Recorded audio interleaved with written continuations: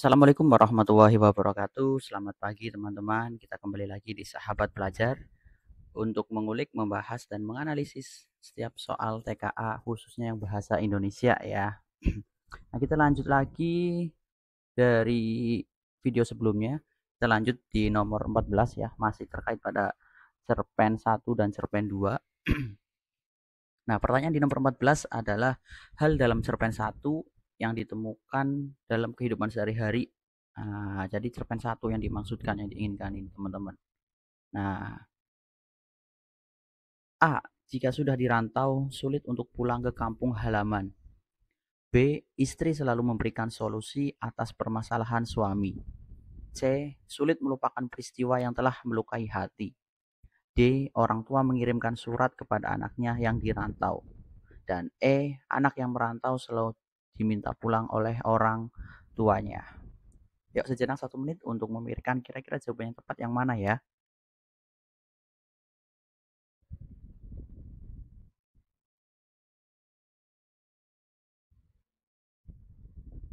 Oke teman-teman, kita bahas ya analisis. Nah, jika kita memahami pada kalimat ketiga dan keempat pada cerpen di atas, nah,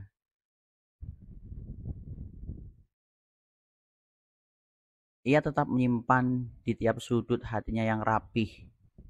Pulang sajalah, mungkin itu lebih baik bagimu, kata sang istri ketika surat senada datang lagi untuk kali kedua, ketujuh, dan entah keberapa lagi. Nah, kalimat ini menggambarkan bahwa tokoh itu mengalami luka batin yang sulit untuk dilupakan, meski sudah puluhan tahun berlalu. Seperti itu.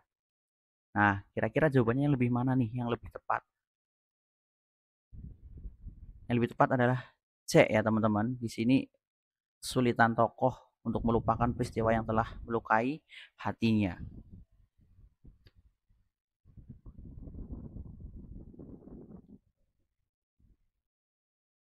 Nah, di jawaban C ini adalah sangat relevan sekali ya dengan pengalaman-pengalaman psikologis teman-teman yang mungkin ada trauma atau luka batin yang sulit hilang atau mungkin dalam kehidupan sehari-hari ya sangat umum sekali dan realistis menjadikan hal yang ya memang nyata lah seperti itu. Kalau ada hal-hal yang menyakitkan itu akan sulit untuk dilupakan.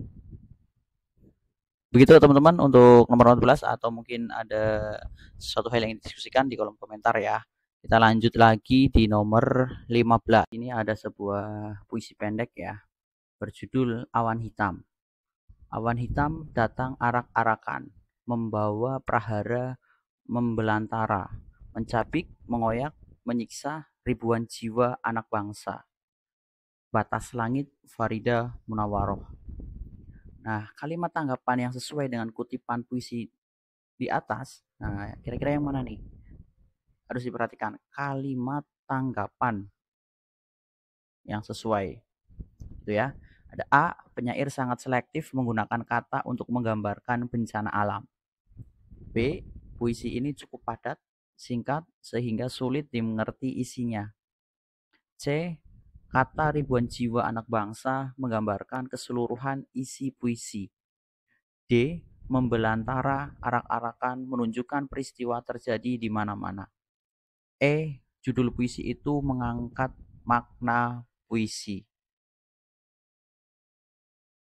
Kita bahas satu persatu ya dari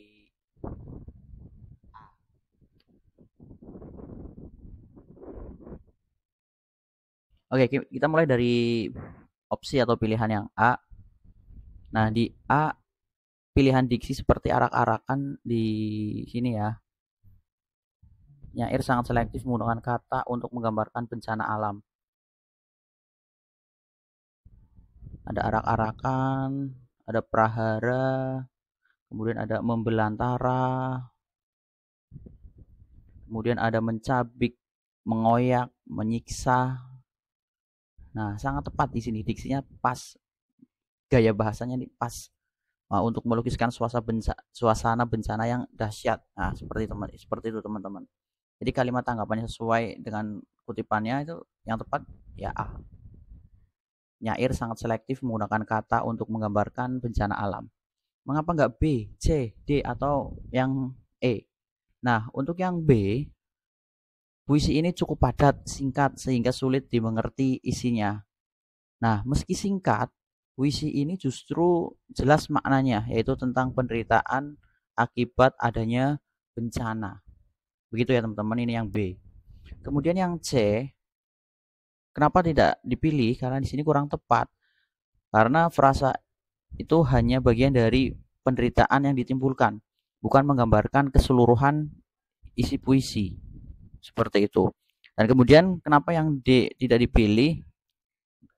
Sebenarnya yang D ini bisa juga dikatakan hampir benar, tetapi kurang kuat dibandingkan dengan pilihan yang A, karena tidak menjelaskan makna utama puisi. Mungkin lebih menekankan suasana, bukan ketepatan diksi. Ini yang D ya.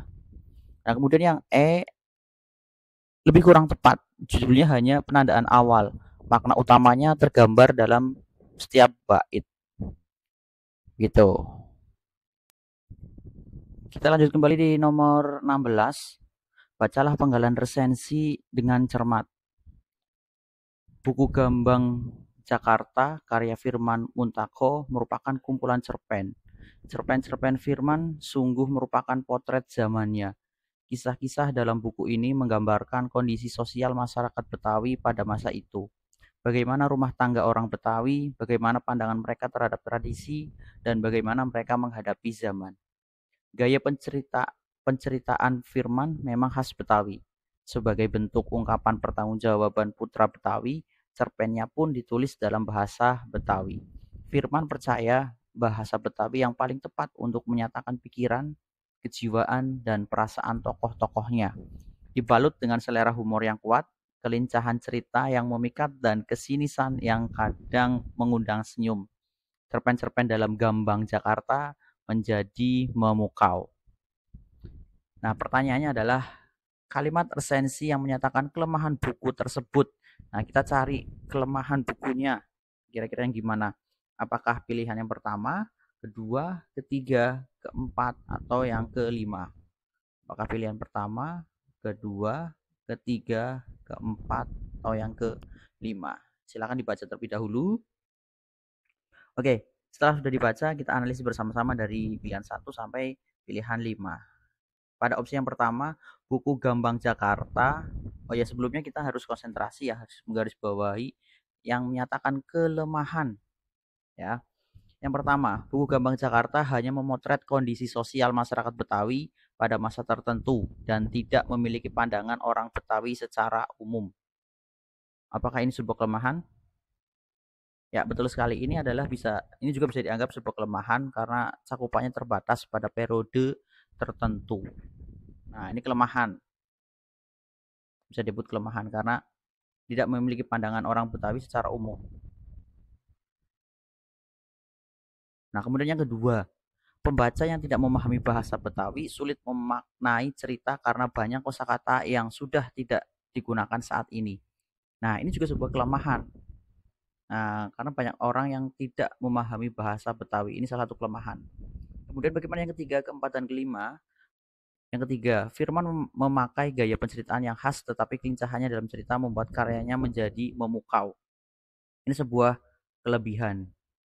Ya, ini kelebihan. Kumpulan cerpen Gambang Jakarta mampu mengangkat kehidupan dan tradisi masyarakat Betawi dalam menghadapi tantangan zaman. Mampu mengangkat kehidupan tradisi. Nah, ini juga sebuah kelebihan. Yang kelima, kumpulan cerpen karya Firman penuh dengan humor. Nah, ini juga sebuah kelebihan. Jadi jawabannya adalah pilihan 1 atau pilihan 2. Oke, teman-teman, kita lanjut di nomor 17 sampai 19. Di sini ada kutipan novel untuk menjawab nomor 17 dan 19 ya, sampai 19. Saya bacakan. Bacalah kutipan novel berikut untuk menjawab soal nomor 17 sampai 19. Kami gelalapan, tidak siap menjawab pertanyaan interrogatif di senja bergerimis dalam keadaan kepayahan ini. Apa salah kalian? Berondongnya sekali lagi. Tidak sabar. Gerimis bercampur dengan percikan ludahnya. Mukanya maju, napasnya mengerubuti mukaku. Aku katupkan mataku rapat-rapat. Apa yang akan dilakukan Tishon? ini padaku. Melihat aku menutup mata, dia membentak lebih keras. Jangan takut dengan manusia. Jawab. Aku tidak punya pilihan lain untuk memberanikan diri menjawab. Ragu-ragu. Maaf, maaf kak, kami terlambat. Tapi hanya sedikit kak, 5 menit saja. Karena harus membawa lemari yang berat ini dari lapangan. Sudah berapa lama kalian resmi jadi murid di Pondok Madani? Katanya memotong kalimatku. Dua kak, jawabku terbata-bata. Baru 2 hari sudah melanggar. Bukankah kemarin malam konun atau peraturan dibacakan dan kalian tahu tidak boleh terlambat.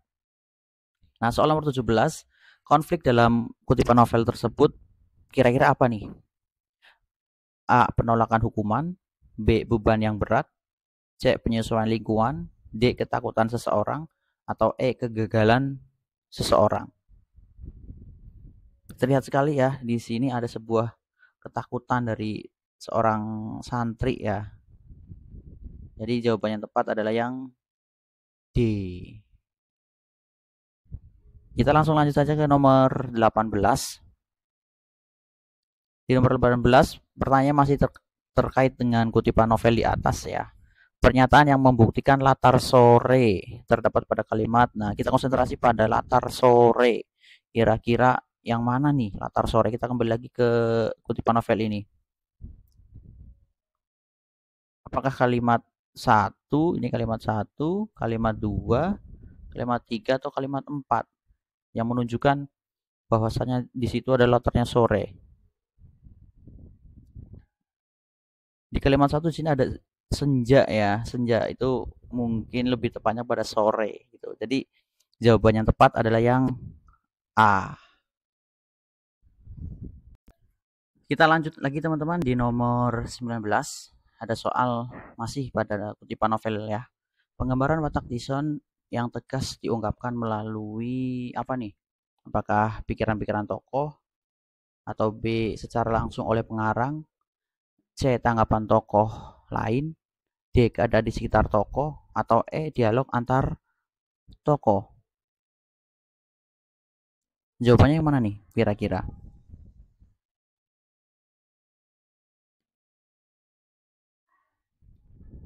Jawabannya yang tepat adalah yang E ya teman-teman, dialog antar tokoh. Karena dalam teks ketika novel di atas, Tyson itu tampil lewat tindakannya ya, yang membentak, memotong kalimat, menegaskan aturan, dan itu muncul dalam dialog antar tokoh seperti itu. Apa salah kalian? Jangan takut dengan manusia. Jawab.